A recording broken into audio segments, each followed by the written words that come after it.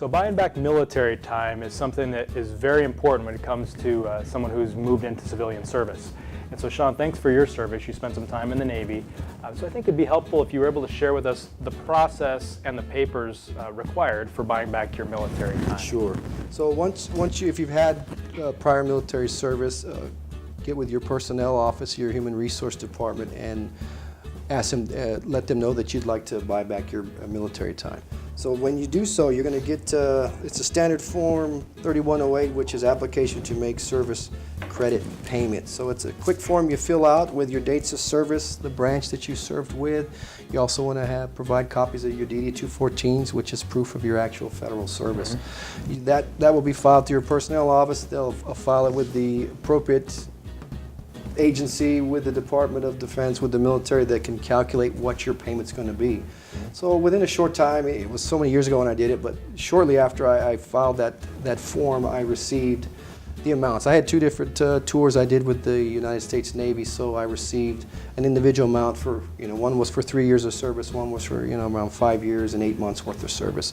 So I received two different amounts of buyback at that time. So I knew what that time of service would cost me in a monetary value.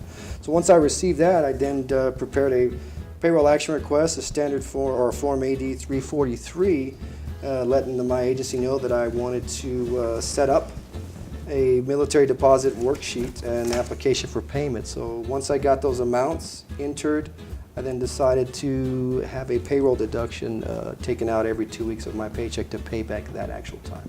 Yep, very good. Did you have to pay some interest? Well, for me, one key thing to do for those of you buying back military time is that if you can do it within your first 3 years of coming on as a federal employee, you're not going to accrue any interest at that time. After 3 years of your EOD date, then interest is going to begin to accrue on there, even while you're making payments. So I started a little bit late on mine. When I finally got around to doing it, I'd got some different information when I first inquired about it early on in my career. But eventually I was able to pay that back. So I probably paid maybe around $900 more than I should have.